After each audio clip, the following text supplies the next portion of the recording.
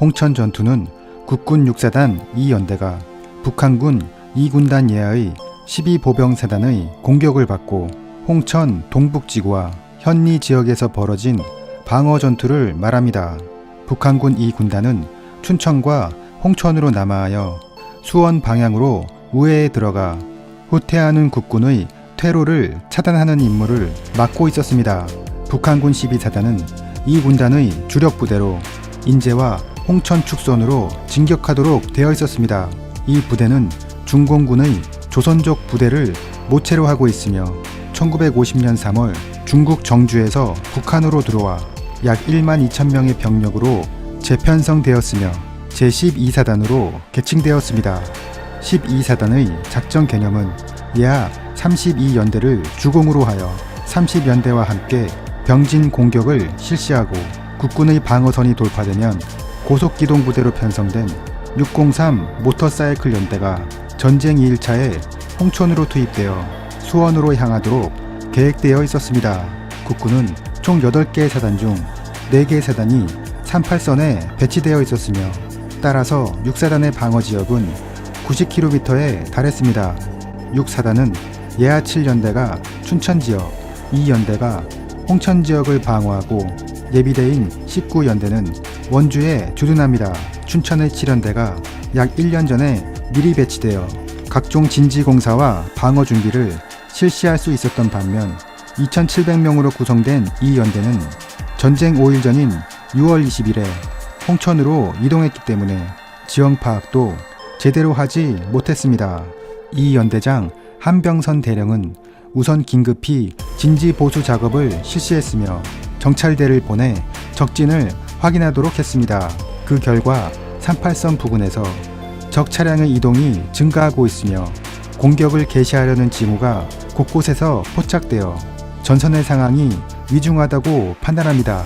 이 당시 육군 본부에서는 38선에 특이한 징후가 없으며 군량미가 부족하기 때문에 병사들의 외출 외박을 적극적으로 실시하라는 지시가 내려와 있었습니다. 하지만 이 연대장은 오히려 전투준비 태세를 갖추라고 지시하면서 적의 침공에 대비했습니다. 이 연대는 좌전방에 1대대를 배치하고 우전방에 3대대를 배치했으며 이 대대는 예비대로 후방에 두었습니다. 1950년 6월 25일 새벽 4시 북한군은 이 연대의 방어 지역을 향해 일제히 공격을 실시합니다. 약 30분간의 포격이 끝나자 북한군 30연대와 32연대가 동시에 1대대를 향해 공격해 들어옵니다. 1대대는 적의 소양강 도하를 막기 위해 최선을 다했지만 강력한 포격을 받고 6시 20분 어론리로 철수를 시작합니다. 6월 25일 11시 50분 북한군이 자주포를 앞세우고 공격해오자 전열을 가다듬은 1대대는 로켓포와 대전차포를 이용해 일시에 반격하여 자주포 2대를 파괴했으며 갑작스런 공격을 받은 적은 후방으로 후퇴하게 됩니다. 하지만 곧 북한군이 다시 공격해오면서 1대대는 자은리로 철수합니다.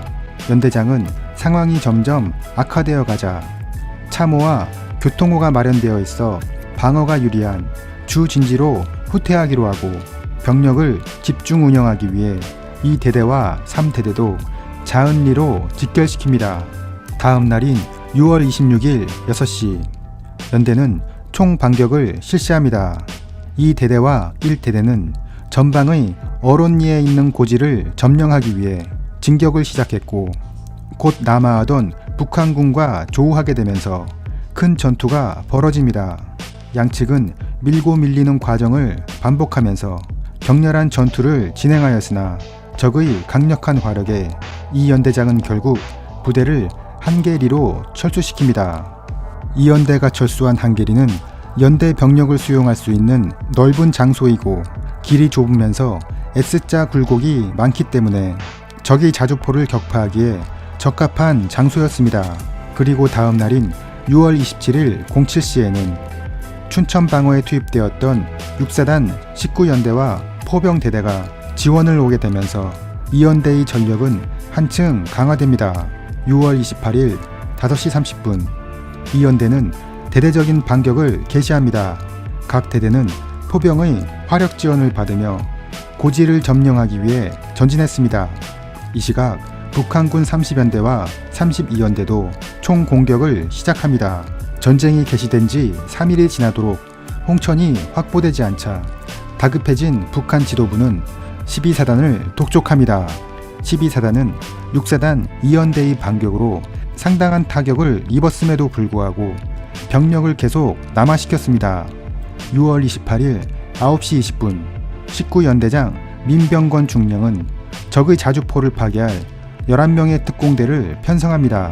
연대 수색대장 박준수 중위가 지휘하도록 했으며 특공대에게 수류탄 2발과 안전핀을 제거한 81mm 박격포탄을 한 발씩 지급하였고 자주포를 어떻게 파괴하는지도 교육시켰습니다. 특공대는 2인 1개조로 북한군 자주포의 예상 이동로에 약 20m 간격으로 배치되었습니다.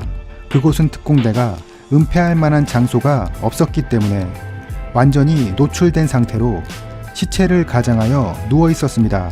그리고 인근에는 57mm 대전차포 중대 2소대가 대기하고 있었습니다. 자주포가 접근해 오자 대전차포가 발사되었고 선두에서 전진해 오던 자주포가 파괴됩니다. 선두의 자주포가 파괴되자 뒤따르던 자주포들은 더 이상 기동을 못하게 되었고 이때 특공대들이 일시에 자주포로 달려들어 수류탄을 투척했습니다. 이 공격으로 북한군 자주포 열대가 노획되거나 파괴되었고 40여 명이 사살되었습니다. 다음 날인 6월 29일 08시 북한군은 다시 대대적인 공격을 실시합니다. 6사단 2연대는 적의 공격을 막고 더 나아가 역습을 하기도 하면서 저항해 보았지만 북한의 강력한 공격에 결국 밀리게 됩니다. 6월 29일 14시 김종호 사단장은 2연대를 홍천으로 철수하도록 지시합니다. 2연대가 철수를 시작하자 이제 북한군은 마음 놓고 남하하게 됩니다. 연대장은 안전한 철수를 위해 1대대장에게 적을 역습하여 북한군의 남하를 저지시키라는 명령을 내립니다. 이에 1대대는 방심하고 있던 북한군을 공격하여 말고개를 다시 점령합니다. 이렇게 축차적인 철수를 통해 전력을 유지한 6사단은 최종적으로 홍천에서 원주로 이동하게 되었고 결국 6월 30일 18시 홍천은 북한군에게 넘어갑니다. 국군 6사단은 사단 자체의 정찰대를 통해 적의 공격 징후가 농후하다고 판단하고 부대의 전투 준비 태세를 유지하였고 여기에 진지공사와 간부 교육을 통해 적은 병력으로도 큰 전력의 손실 없이 방어 임무를 완수할 수 있었습니다. 6사단이 춘천과 홍천 전투를 치르면서 소비한 소총탄은 172만 발이고 각종 포탄이 4만 발에 달했습니다. 이는 전쟁 초반 제16포병대대가 민간인과 함께 탄약을 후방으로 안전하게 이송했기 때문이며 이러한 이유로 6사단은 전쟁 기간 내내 탄약의 부족함을 크게 느끼지 않았습니다.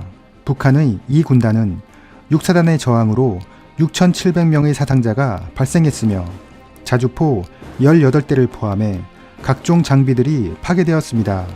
그리고 작전에 실패한 이 군단장, 이 사단장, 12사단장이 해임됩니다. 반면 6사단의 전사자는 장교 8명과 병사 46명을 합쳐 54명이었고 부상자는 353명이었습니다. 6사단은 개전 초기 북한에 비해 절대적인 전력의 열세에도 불구하고 그들의 공격을 저지함으로써 수원 방면으로 우회하여 국군의 테러를 차단하려는 계획을 저지시켰으며 이에 국군은 지연전을 수행하면서 미군이 들어올 수 있는 소중한 시간을 확보하게 됩니다. 이상으로 한국전쟁 홍천 전투였습니다.